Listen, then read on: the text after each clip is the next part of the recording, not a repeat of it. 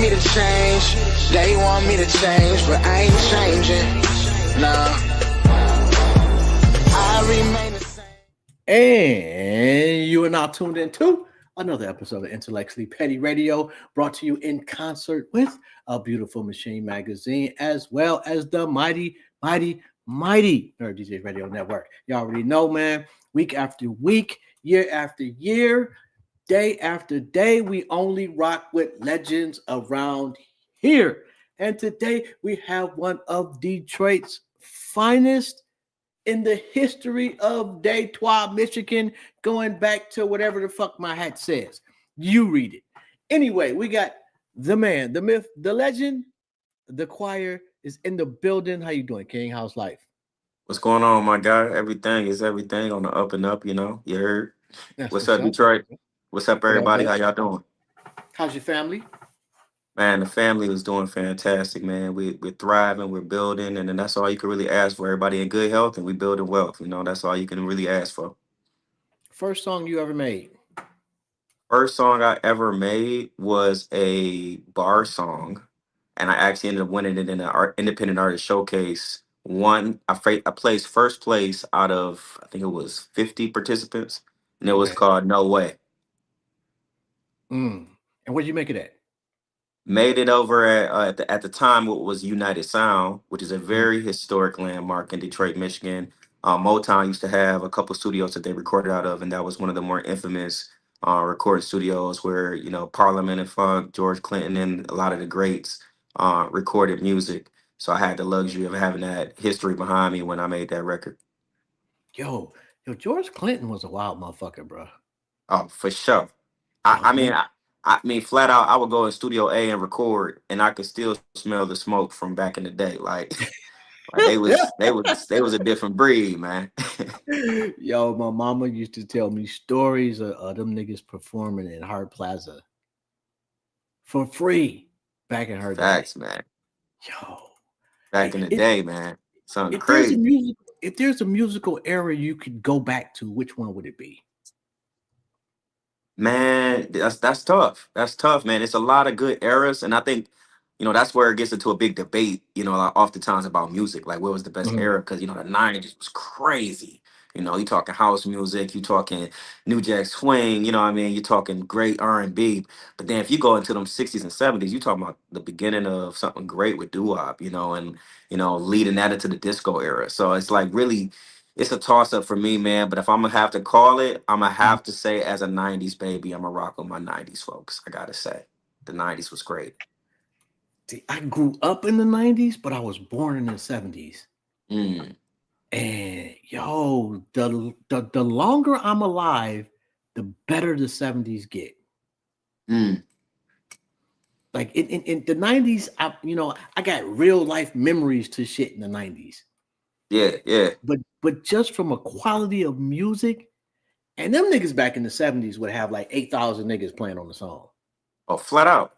You know, crazy work. Instrumentation, man. Oh my God. Like the shit that they had to go through to really make a hit was astronomically more difficult than I think any other era. Absolutely. Without a doubt. I mean, to your point, man, you think back to it, even with Motown, man, like Berry Gordy, they treated every record like the assembly line. You know what I'm saying? And like, you know what I'm saying? If it didn't pass all the checks after it went through the line, it's going right back to the beginning. You know what I'm saying? And so the artistry, the techniques to create the sound, and analog versus even a digital sound, you know, at the time was, and you were talking about rolling on tape. You know what I'm saying? So it's not the same as, hey, run that back. Nah, man, we run out of tape. Like shit, before analog, when they was doing reel to reels. Reel to reel. Nigga. Now that's got, oh my God. Talking about having to have your part down and be in the pocket. Come on, man. Buddy, because y'all get one take, bro, and we out of here. or you Right. get fired, that type of shit. Okay, so Yeah. do you have a particular process when you write a song? It's a couple different ways I go about it. The Mhm, more traditional way for me is, beat first. Like if somebody gives me, instrumentation or something first, then that's easy for me to just kind of listen to, get the melody in my mind. And what I would typically do if I get the beat first is I don't even use lyrics. Like I would just make tones. mhm, So I would kind of just, like, for example, like if you got Marietta, Little Lamb, Little Lamb, Little Lamb, I would just kind of like, mm, mm, mm, mm, mm, mm, mm, mm, until I figure out like what melody I like first. And then once I got the melody, then I start putting words to pen, and mhm. start figuring out, okay, like, okay, what do I want to say? What do I want to talk about, So that's one method. And then the second most common method for me is concept first. Like I'm a big idea man when it comes to music. So it's like initially, my first thoughts are, okay, what's trending in the industry right now? What's trending in the world? What's common, amongst the folks in the community? Like, what are Mhm. things that we need to talk about? What are things that we haven't talked about? And then I take a concept, based on things that are, relevant to the times that we're in, or sometimes even borrowing a concept from the past, and I'll make it relevant to today. Um, so those typically kind of feed into my writing process and my creating process. Most recent song that you put out. The most recent song that I released was on Cinco de Mayo. It was a song called Chillerita. We did ended up doing like a competition downtown Detroit amongst various mini bars to see who had the best margarita in downtown during Cinco de Mayo. Mhm. A solid friend of mine named Mr. Fancy. He helped feature on that album, and he provided the bilingual aspect of the music. So we were able to kind of really approach the song in a very, culturally respectful way, but also to give it a vibe that people can enjoy every year come Cinco de Mayo. So super excited about that. It initially was a record that was being cut for Chili's during one of their competitions for a jingle, Okay. but they ended up going a different direction. I think with like more like a Western sound for that commercial. Yeah, so I mean, no shade, but it just didn't seem I like that would mean, make a lot of sense. But white yeah, folks is popular now. it's trendy. Yeah. Western is trendy, They and did. it The definitely is orange trending guy, out. Was the orange guy that made them motherfuckers go. Everybody trying to be conservative now. facts, You facts. know. Yeah, I would give you that. I would definitely give you that. I would say though that I mean, it did create opportunity for us though. We, when you life give you lemons, you make lemonade. So it was like, well, shoot, we got to, pretty good far along into the process. So let's just convert it into an actual record, and that's what we did. And So when I say white, stay when I say white tuned. people, I mean like when I say conservatives, I mean the white people, Oh yeah, no respectfully. doubt, no Uh, doubt. I heard that shit back in my head, like, ooh, let me clean that up real quick because I didn't like the way that sound. Yo, okay, and political shit. Are you big on that, or is that something that you feel is not necessarily anything you want to address like publicly? Oh, politics is a major backbone of mine. And even in my music. So I think essentially Brown Sugar and Spice has some conscious elements in it, Mhm, which is the name of my debut album. Brown represents the conscious elements of a black woman. Sugar is the sweetness, the serenity, and Spice is the attitude, the sass, the eroticism, the mhm, mhm. romance. So you say what is a girl made of? A lot of times the girls they say sugar and spice and everything nice, but I say what is a black woman made of? And that's what gave me the name of the album, Brown Sugar and Spice, because I think they made of brown sugar, spice, and everything twice as Mm, nice. So yo, I'm definitely much into politics. In fact, I have a few records that I plan to cut at the beginning of the year that I think are a representation of the times that we're in. mhm. And a lot of that inspiration came from Nina Simone. So, I'm a big scholar when it comes to music, and Nina Simone was very much adamant about a true artist being reflective of their music with the times. And I'm definitely one that's not afraid to shy away from using my voice. And you know what, I love that. But I disagree a little bit with her in that like there are true artists that just write love songs Hmm. that they stick. Yeah. That's what they do. So I don't, or they maybe, like, especially like the Bee Gees or some shit, just off Mhm. the top of my head. Them niggas made a lot of fucking money too, by the way. Oh, Uh, fact. yo, Still making money. yo, the disco era was the Bee Gees, and then it was other people.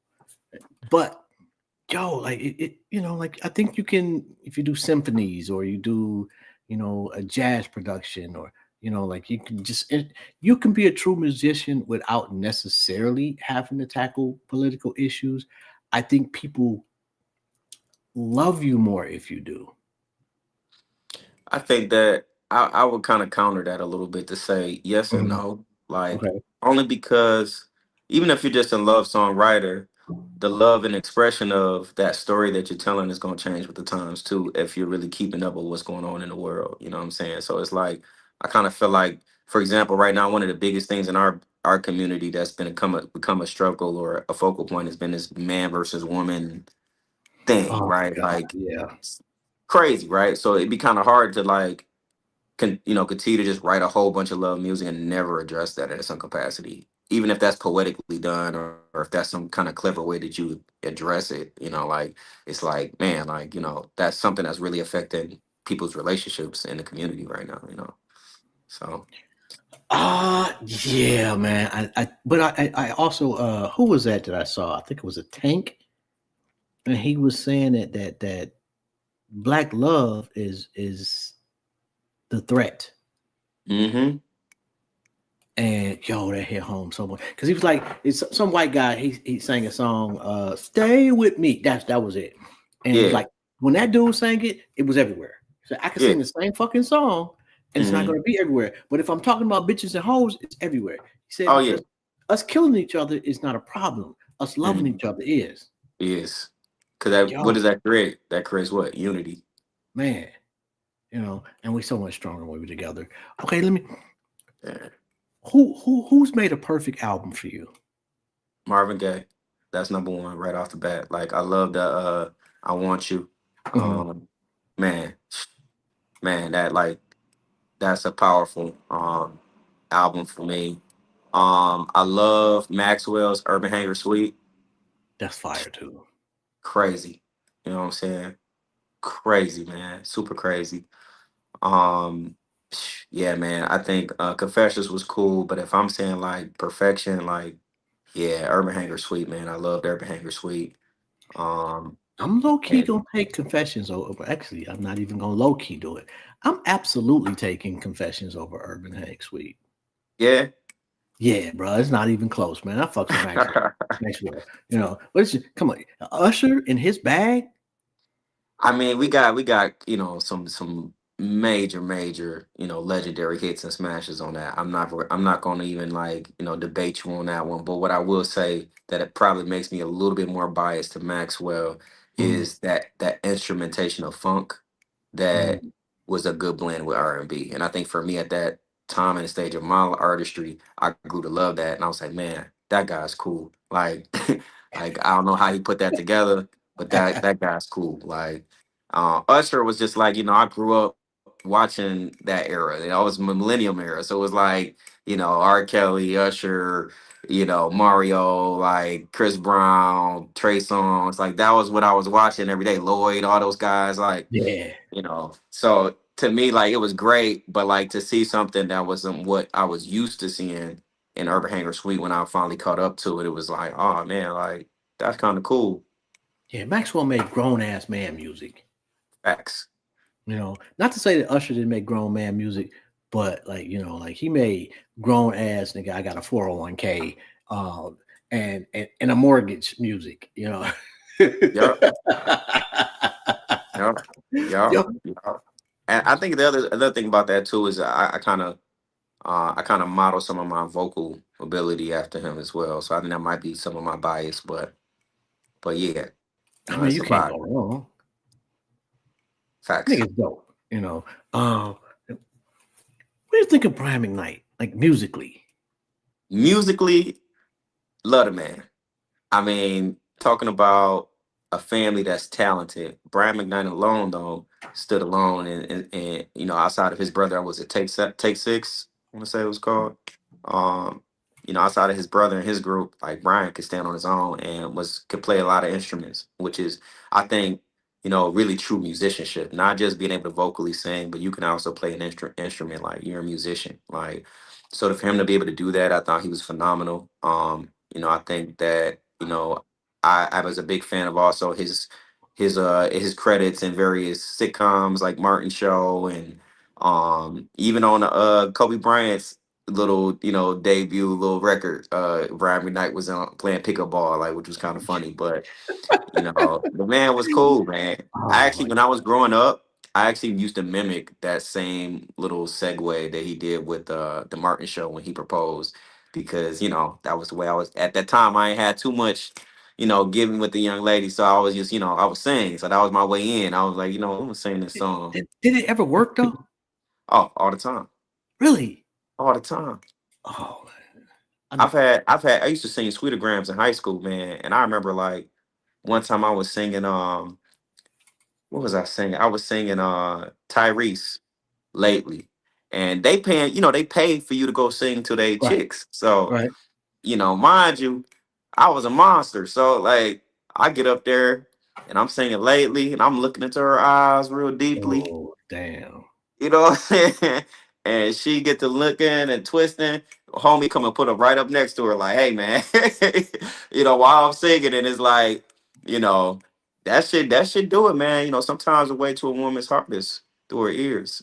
And sometimes you can do that in a way where it's, they can hear the things that they need to hear that maybe they ain't heard in a while, or maybe that encouragement they ain't heard, or maybe they ain't been told, that they were loved on or that they look beautiful by the person they with. Maybe the person they with ain't the greatest. So when they hear that refreshing sound, not only just being said to them verbally, but also sonically within the music, it's a way to pull at the heartstring a little bit, I would say. That's pretty dumb on his part though, bro. You're setting yourself up for failure, man. Right. You might as well just give I'm us a not flower to hiring no call it a dude to day. do a motherfucking thing outside of cook a meal. I have hired a chef. Hey, they come in, they got most of their shit already together. They Yeah. use the stove and they go the fuck home. Yep. Yep. Yep. It's no performative art. This nigga looks like dad bod 101. I'm not hiring no nigga to come sing to my old lady, bro. Uh-huh. Yeah, that's Uh, dangerous. Danger. okay. Like what Kel say, don't leave a chick in the club if he that's the same thing, man. Don't have me singing serenading your chick. You seen what Usher did to families? Oh, Usher tearing families apart right now. I will dump you if I see you in and Usher in the same room. Let alone, I don't even care if you're in the picture with this nigga no more. If you're in the same room with Usher, we done. I'm out. I Just ain't saying. mad at it. I was just saying, man. I'm just saying. Yeah, that's My straight bad for the facts. rant. All right, That's straight facts. so let me ask you, what aren't you doing yet that you need to be to further your success?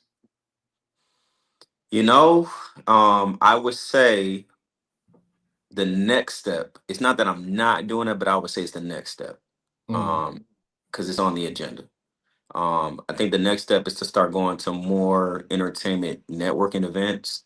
So I'm Okay. gonna start attending more like ASCAP events, or I have a lot of friends in the industry that might be taking photography or doing film for various artists. So Mhm. when they go to things, asking them, like, hey, would it be cool if I attend, or like, can I join? To start now being able to be in a position to make more formal introductions and introduce my brand to people more formally. I think right now what I am doing is pretty strong for an independent artist, which is why I'm really excited about my upcoming event on October 31st, Friday. Okay. The return of the 20 grand. It's going to be one of the more happening Halloween events, I would say, in Detroit. It's a 70s theme, which I'm sure you can appreciate. Disco event. And I think that branded experience is a super exceptional way for me to expose people to my brand and my music all in one aspect. Okay, So where it's gonna be at though, bro? it's gonna be at 4626 Third Avenue at the Third Street Bar, downtown Detroit, and that's like literally like a couple blocks down from Wayne State. So very much in the heart of downtown. It's gonna be a great time, man. And that goes from 8 to 12. So get your tickets online at the return of the 20grand.com. That's a great still an opportunity for you to do it, and then the prices will be going up at the door. So if you do want to attend, definitely do that. And if you're looking for a fit, I got a few different shops you can check out as well. TJ Specials as well as Vintage Flamingo.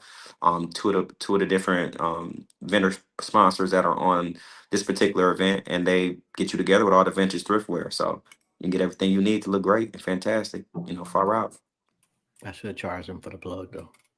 Just Yeah, fucking. you should. It's like, Shameless yo, plug. okay, so this is a question that I ask everybody that comes on the show that has absolutely nothing to do with nothing. But here goes. You're sitting on a park bench and God sits down next to you and says that you can ask him or her one question. What would it be? One question. I would ask him if Solomon was the wisest man in the world, could I Mhm. please be the second wisest? That would be my question. What would you do with the wisdom? Man, I would change the world. I would world peace. I would figure out the issues within our community that we can't quite get our finger on, whether that's reparations for us, whether that's repairing, the social constructs that have destroyed and dismantled black families. Mm. Um, whether that's figuring out ways to re-empower Detroit where it's in a position where it's the Paris of the East. Not saying that we haven't made progress, but in a way that it's affecting middle class, lower class, and those that are more wealthy in a way that serves everybody.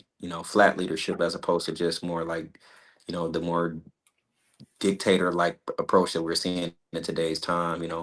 Um, I would try to just really, man, like I said, just try to uplift the world in the best way possible, man. Try to end poverty, try to end the things that, Mm.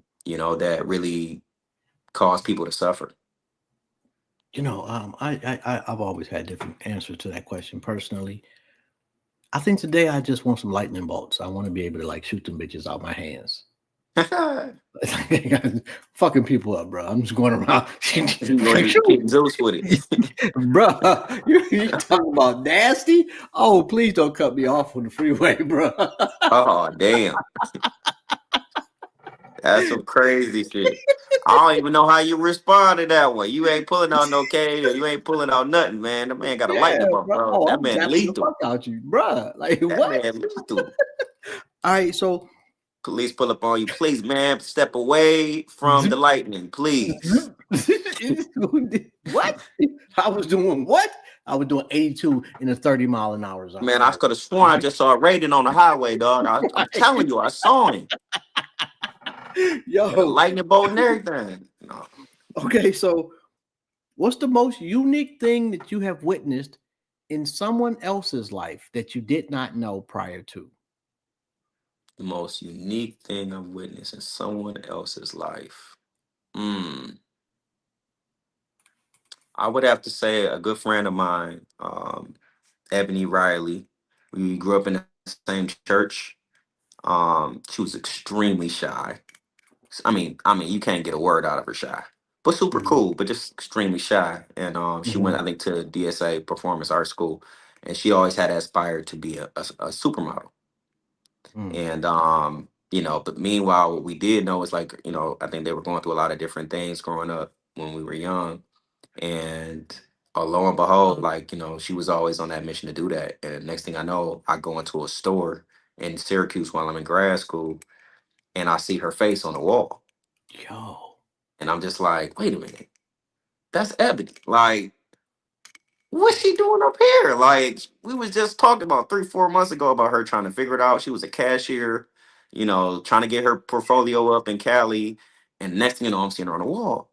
And the next thing I know, I go to my computer and I'm seeing her in that commercial. Then I'm seeing her in my classroom. I'm seeing her. I start seeing her everywhere. Like she's doing Top Shop wow. model in London. You talk about an underdog story, man. That was probably the most phenomenal thing I had ever saw. And now she's charting with her R&B music in addition to being a model. So it's just like crazy to see someone close shoulders who had a dream become a lucid dreamer. Yo, that shout out to her. Big Cause time. that, Yep. yo, Shout that out to Ebony. Ebony Riley. Y'all check her out. She dope. No, you just got to be ready. Everybody gets their shot. Not everybody Yep. is ready for the shot. Mm-hmm. You know, what's next for you outside of the party October the 1st? Like, are you dropping anything new coming soon? Yeah, so the debut album will be the 31st, and then this Okay. weekend I'm looking to drop maybe 2 or 3 records from the album, just to kind of give people a little feel for the vibe. um, and then also maybe a couple singles over the weekend. So stay tuned for that.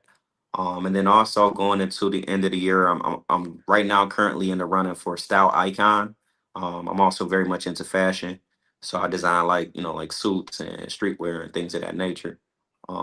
So I'm actually in the running for that. I'm in the top 15 currently, and that's the next cutoff before they do interviews.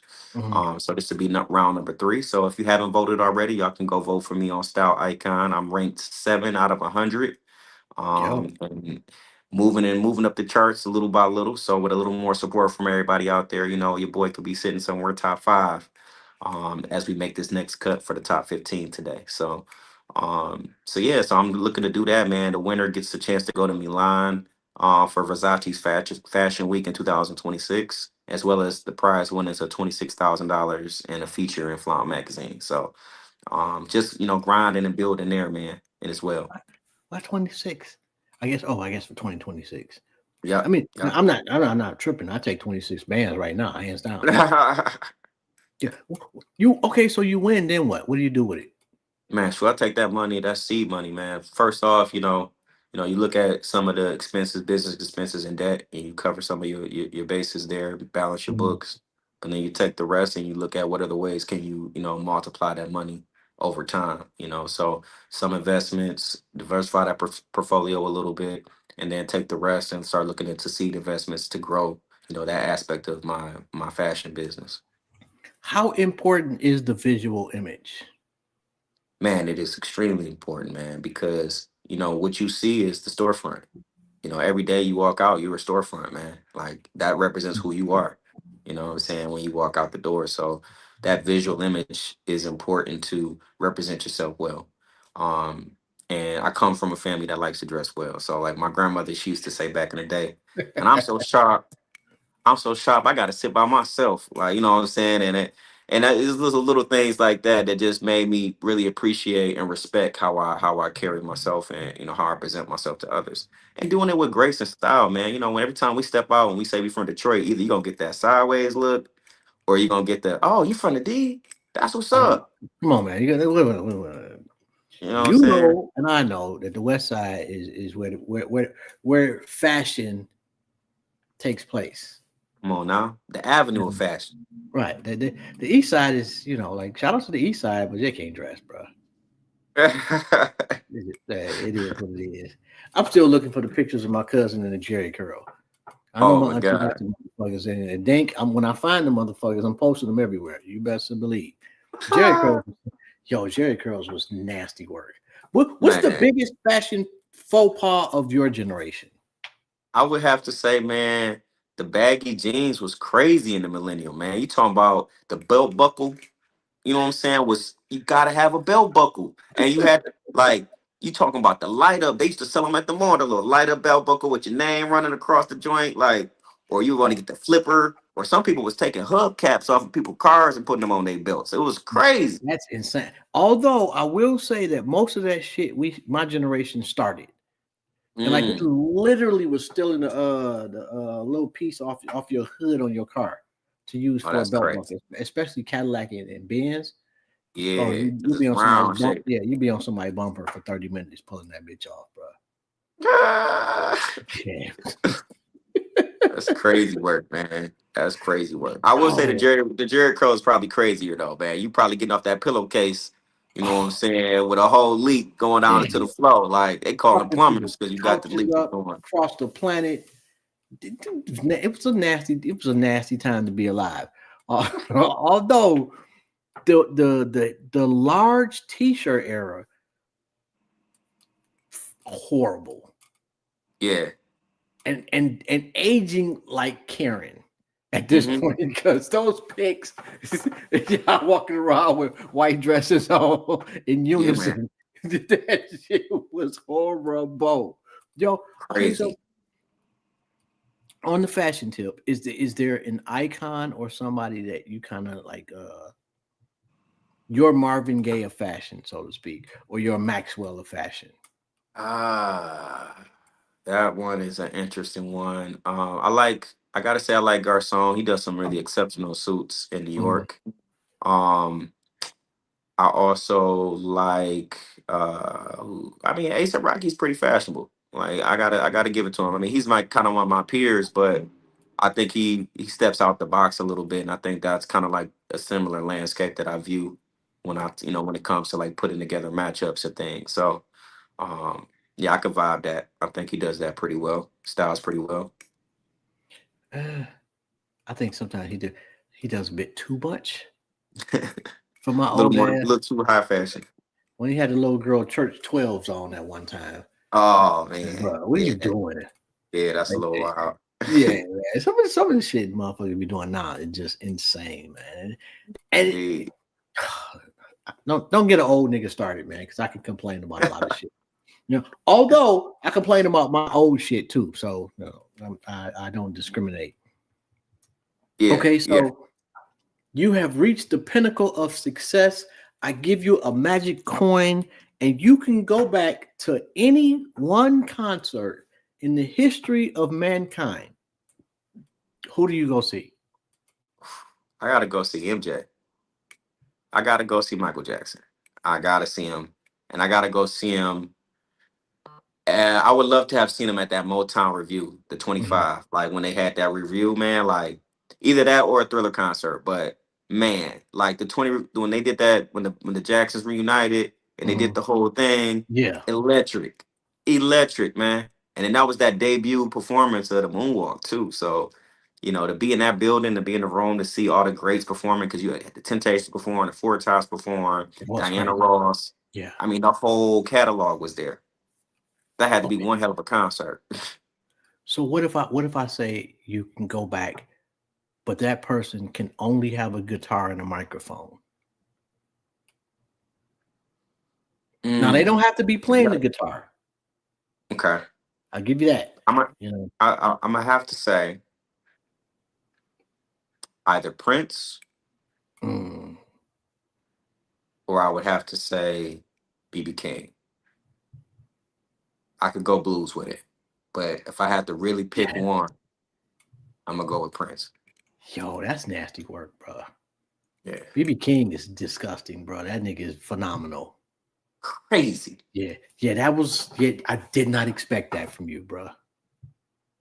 Yo, I'd be crate mm, digging, man. Hey, man, I got vinyl sitting in the back right now. and I'm gonna be honest with you. I'm gonna have BB King playing the guitar for Scarface, Mm, that's hot. nigga. Yeah, I do. Oh my god. Yo, I'm not sure. Yo, oh that. Woo! I've That's seen, crazy work. and I tell it all the time, man. I've seen Scarface live in like a really small setting. Yeah. Nigga, the absolute most powerful performance I have witnessed with my own four eyeballs in my life. Wow. The crazy. Yes. So absolutely, BB King. Yeah, man. Oh yeah, that would be disgusting. Anyway, okay, so do you want to get signed to a major, or is the goal more independent for you? Oh man, to be honest, though, the world is different now, man. I mean, if anything, distribution would be excellent. You Mhm. kind of still maintain some creative control. You still made a major cut of a lot of your music when it comes to your royalties, your splits, the revenue that you make from all the paraphernalia and everything that's associated with your brand. Mhm. So you give up a lot when you get signed, but it's also some risk involved. It's like sometimes, it's just a business, like the business out of music. So it's like, okay, they might sign you and want to push you heavy. And if the market that they think that you should be going for, the way they want to brand you is working, then you in good Yeah, shape. yeah. But if their If approach it that ain't, you signed to agree to doesn't really gel well, then they can sit on you and you just collect dust. man. and You you can't do can't nothing. do shit. Yeah, So man. that independence is a really big piece to give up. So I'll take distribution. I'll maybe even work out some, some loopholes within my independent agreement, but I think it might make more sense in this era where you're more digital and you got more access to, like, I worked at an ad agency for 15 Mhm. years. So there's Really? a lot of different things that I don't really need as much as I need the connections, the relationships, and the awareness, How you has know. that ad agency experience helped you musically? Man, it's phenomenal because now I know how to tell a story. One of the biggest things we do when we were in the ad business was we come up with the big idea. We Mhm. do what is called a single minded proposition, and that helps you to conceptualize what is the big idea and how do you tell that story. How do you connect that story with the audience that you're trying to reach for to move that product? And so I can take that same analogy and use it with music. It's like, okay, what is the big idea? What is the story I want to tell? How do I Mm. deliver this musical product in a way that my target audience is going to vibe with it? So that helps. And then I can brand it with all the elements and strategies that I know from marketing, the four P's, product placement, pricing, and promotion. Like I can really put that into perspective. And even this event is branded. It's a branded event. Like I'm in partnership with Moet and Hennessy, Johnny Walker, Crown Nigga, Royale, Kettle really? One, Bullet and Woodford. Yeah, man. I How put the you doing legwork all in. that? You doing that yourself? Yeah, independently. Hey, we need to hire you, bro. I'm gonna go Like, get it, man. and speaking of that, do you do the same thing for other people? I did it for so long that I decided that I was gonna build my own table. I got tired of building everyone else's table from corporate on down, like, and not doing it for myself. I was like, man, what am I doing? I said, my ancestors did that for 400 years. I'm gonna give them another 400. I mean, or being that you were able to gather all of these extremely major sponsors by yourself. Oh, goddamn, motherfucker. Extremely major sponsors by yourself. You could say, hey, for $1,000, you can perform. Mhm. That's And phase two. I'm okay, because I'm just throwing a number out there, Yeah, because yeah, yeah, nigga, you know what I'm saying? yeah. So you can build the table, but add-ons, Customize. facts. Yeah, yeah. Just an old nigga in my basement though, bro. I ain't knocking it. You know what I'm saying? Yo, and in a shameless, unwarranted, and unpaid for a plug though, I got to shout out 313 in Detroit on the Avenue of Fashion. Hell That's yeah. that's where I got my Aaliyah hoodie from. I love their fucking hoodies, though, bro. Like, and Man, shout out shout to out. Fame. Fame is just a real good dude and a very good representation of Detroit. Facts, man. Shout out to Fame. Shout out to the 313 store, man. I kick it with them all the time, man. I park my old school up there and kick it with the homies. I had a cigar with them maybe like 2 weeks ago, just kicking it up at the 313 store. And Yo, yeah, man, great product, great people, man. Good look for the city. absolutely. Okay, so you got an old school. What you rolling? Man, so one of my old school, I got four cars, two project cars. Okay, Um, my project is an XJ6 93 a 93 Jaguar, XJ6. Yes, sir. the Man, Jaguar. cream. And that thing is purring, man. You turn that engine on, Oh, you hear that Jaguar, you think you in the jungle somewhere, man. I'm telling you. oh, And I got on the side, I got a decal, it say 007. You know what I'm oh, saying? yeah. Okay, I fucks with that right there, bro. And on the other side, it say down of the day. Oh, okay. I like the touches. Okay, what else you rolling with? Yeah, and I also got a S type all black S type all black 2005 Jag. So that one is like more like my like business meeting class, car. You know what I'm saying? Mhm. When I'm gonna do business meetings because it's got the Batmobile Bruce Wayne vibe to it. I got a 1970s Mercedes Benz 220D easel. That's my other project car. That one right there was actually ended up being an Olympic service car during the 1976 Montreal Olympics. So that one is a baby. That's a gem for sure. So I'm like, I got to get the new engine in there so I can really get her running. But she's just gonna be a project pony for sure. And then my all-time favorite car is my BMW 328i convertible. It's a hardtop convertible. Okay, Man, you ain't got no American, see, nothing. listen, man, listen. I rode American all my young years, man. My young 20s. You know what I'm saying? I had a Buick LeSabre. I had, you know what I'm saying? I'm riding around in Chevrolets. Man, listen. My granddad would be rolling in his grave right now if he seen I'm riding around all these German cars right now, man. But Oh, but they've always made just high quality vehicles. quality, BMW, Oh, quality, but quality. when them niggas break down, oh my God, that's just hella expensive. Indeed. You know, Indeed. And that's why I be kicking it with the folks in Dearborn because they be having them connects, them international connects. I be like, yeah, let me go holler at the homie real quick and give me a shawarma and call it a day. have you ever did the drive down Woodward? The Dream Cruise, Yeah. nah, man. That was, I mean, it's too long for me, man. Like, it's like, man, we just sitting there putting. I don't think I'm more of a cruiser, man. You know what I'm saying? Let me go get to where I'm going with the crew, and then we park it somewhere. Like Dream Cruise, man. You might as well be in traffic. Like that's a little different. Yo, I wish that everybody could have experienced Belle Isle the way my generation experienced Belle Isle. Yeah, Because man. nigga, Friday night, Saturday night, and Woo. Sunday afternoon, oh, buddy, all you needed was gas money. And it wasn't even like everybody, like not, of course, not everybody's got like shiny shit with on rims with sounds. And it didn't matter. Like it helped for them, don't get me wrong.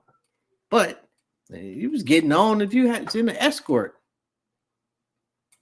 Life was good back then. $5 was gas money. True. Oh my You could be in God. the back seat and you in good shape. Oh my yeah.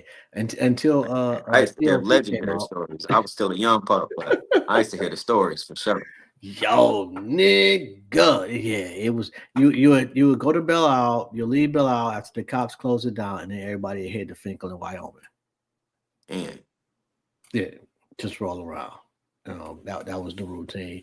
Um, okay, so I give you $1 billion or immortality. Which one would you choose? immortality. I could always make money. I mean, first off, if you're an immortal broke nigga, you're the worst nigga in the history of worst niggas. Worse. You just living to be broke. Like, bruh, like What are you you doing with your life, bro? how are you eternally homeless? Like, Bro, you had 20 lifetimes to figure that out. nigga, Like, like, you still sleeping on benches? You've been living for 7,000 years. And like, 'cause that's probably that's another one of the questions I ask people, just out of pure curiosity. Like, and my thing is, I don't want to live forever uh, because I don't want to keep losing people I love. mm, So good I'm gonna point. take the $1 billion because that $1 billion can make my lineage live forever. You could. It. I mean, nowadays, like, $1 billion ain't what it used to be, but I've never had $1 million, so it'll work No, for a me. billion is different kind of money for sure. But Yeah, I've seen people lose money that they made so quickly. So ain't about how much you make, as much how much you keep, right? and not to name no names or nothing like that, but give me a ballpark of like the most you've seen a motherfucker squander. Man, oh man, oh wait, what's homeboy name? Not well. They say AI was about to be one of them for sure. Allen Iverson, if his homies didn't surprise him on his 50th with all that money they had tucked to the side for him, he was struggling. Well, no, he was always going to be better than most of us because of the deal he worked out with Reebok. Mm, Like it was going to be giving that man money for like decades. facts. So, he wouldn't have, it's not like that nigga was about to be back in the projects. True, true, true. I know a Uh, nigga that told me from his face, he went from counting $1 million in his mama basement to being broke. mm, And I know he had the $1 million. And when he told me the story, I absolutely knew he did not have the $1 million anymore. Mm, You that's know, crazy. that, that is a classic example of how people have multiple vices. Most niggas that's in the street that are really successful, that's a vice for them. It ain't even the money, it's the hustle. Like Hmm. old boy said, damn, what movie was that? Mekhi Phifer was like, it's the hustle, B. Yeah, You know. yeah. But at the same time, them niggas usually have wild lifestyles that are also their vices. And this nigga used to gamble. So Hmm. when he stopped fucking around in the streets, he couldn't stop fucking around gambling. Yep. That sensation he got from, Nigga. taking chances. Like Michael Jordan had that. You know what I'm saying? You said it in the last dance. My man was out here gambling pennies. I'm like, dude, you can't quit. Wish I'd have ran across that nigga in some dice. Man, for real. They have Jordan Jobs to this day. The JJ's nigga. I done shot my way into Nike lore. Shoot, Okay, man, best. they said they done hemmed up my dog Chauncey, man, Mr. Big Shot, bro. They done Yeah, hemmed my I dog seen up. that, bro. I seen that, man. And they're going after the NBA for a reason, make no mistake, because that's the blackest sports league out here. The most Yeah, that in the prominent black. NFL. They ain't none of the NFL is still white dudes. Like they got everything that really counts. The NBA, we got some black owners, maybe one or two. But we got black coaches by and large, like it's a lot. Hmm. It's A lot just more and representation. and the players actually run the league as opposed to the league running the players. In the NFL, the Yeah. league absolutely runs the players. Hmm. Flat You out. know, yeah. Yeah, Goodell not having that. But at the same time, I hope my man. First off, I hope my man's not guilty because Me too, man. Chauncey's a That'll fucking legend. hurt. Yeah, That'll that'll hurt. hurt. But it sounds like you put yourself in some nasty situations. Hmm. Even if you're not doing anything, you're a coach, bro. So Yeah, you man. you know better. Yeah, man. And not only that, bro, but like, bro, like y'all don't need that money. Y'all should need that money. Like, what are y'all doing? It's not the money though, man. Like when you get my assumption is that when you get like when you've been rich for a long time, you got to find different highs, Hmm. and those highs generally involve other rich people doing some risky shit, Hmm. be it the stocks or gambling. I don't mean risky, Diddy shit. Yeah. No homo No pause. did. No Diddy. But like shit that kind of gets the adrenaline going. And I think that's what these niggas be victim to, especially niggas that's used to the applause. Hmm. They still need a rush. That's facts, man. Yeah, I don't. I'm not used to the applause, so I think I'll be good. Why I can't have my millions right now? Actually, I Cause, will. cause somebody just spent it in their mama's basement.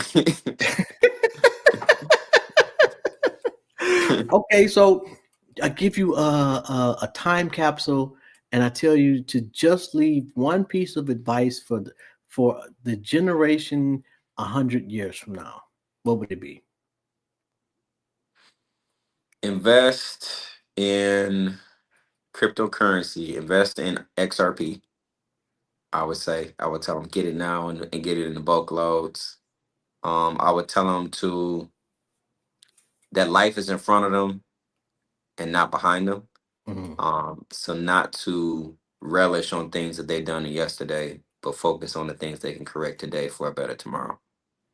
That's dope. Yo, I know you got a lot of shit to do. I fucked with the sunglasses too, bro. Those was dope. I Appreciate like it, the man. I like the third eye joints too, man. That shit was fire. Thanks, Anyway, man. um, if there's anything that we can do for you around here, just let me know, and we got you. It's been an honor and a privilege to chop it up with you, man. Anything you want to let the people know before we go? How to get in touch with you if they want to use your services or stream your music, whatever. Blase, please. Absolutely. First and foremost, thank you all for having me on the show. Definitely appreciate y'all for looking out and showing love. I do want to say for those out there that may not, or maybe the first time, meeting me virtually, you can follow me on Instagram at THE_K to the H to the O to the I to the R. That's THE_KHOIR, the choir. Where you can follow me on the gram. My music is also underneath the handle the choir, where you can follow me on and listen to my music on all streams. My newest album releases on October 31st. It is called Brown Sugar and Spice. So really looking forward to sharing that with the world. Got some really exciting music on there. And as always, as I always say to all my people, the voice of the people is the voice of the choir.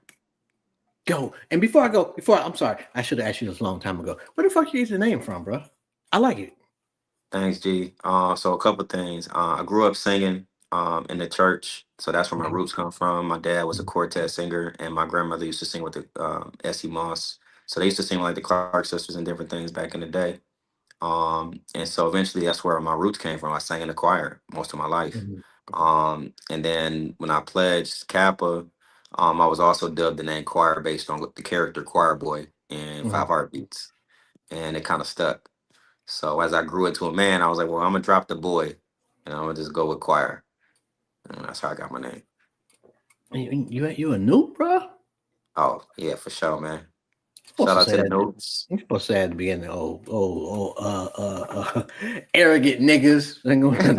One of my Hey coolest man, niggas from high school, it's man. just confidence, baby. It's just confidence, man. Oh, See, whatever, man. you know. Where'd you pledge at? I pledged at Syracuse University, which has an alumni chapter as well as an undergraduate chapter. So I was able to lock in with both guys and both groups. And Spring 14, shout out to Undisputed King of Diamonds and to my LB and Mari Childs in LA. Shout out to the homie. And shout out to all the Syracuse alumni chapter, the Saw City Noobs. What's up, Noobs? Um, yeah, man, we just show love, man. We all about achievement. That's what we do. That's what the noobs do. I'm not mad at that, man. Shout out to the Noops, man. One of my guys was a Noop. I got an uncle that's a Noop too. He's an asshole though. So take that. I'm just be honest. Like you know, Hunk. On that note, man, yo, you have a phenomenal evening on purpose, man. It's been an honor and a privilege. You're welcome back to Intellectually Petty Radio anytime. Oh, dog. Appreciate y'all for having me, man. Love and light. No doubt, man. Peace. Peace. Yo, you already know, man. See, I changed it. Okay, so you can see it better now. Because I changed the camera angle just a little bit. Because I got tired of looking at myself like this in replays. So I'm trying to be able to look at the TV. Because I got a big ass TV right here too, and the camera. And it looked a little bit more seamless, a little bit more polished. Anyway, this is Jobs. This has been another episode of Intellectually Petty Radio. Yo, shout out to the choir, man. It was a very dope conversation. Yo, and love the Jaguars, man. You got to get you a Jaguar if you can. I can't afford one at this point, but give me about 3 or 4 months, and yeah, I might go ahead and give me one. Anyway, we out of here. Y'all have a phenomenal evening on purpose, and come back in an hour and 2 minutes. We have Monique Nicole coming to the show. And that should be another amazing conversation. That's all I have is amazing conversation. Sometimes, man, I'm just boring as fuck. But that's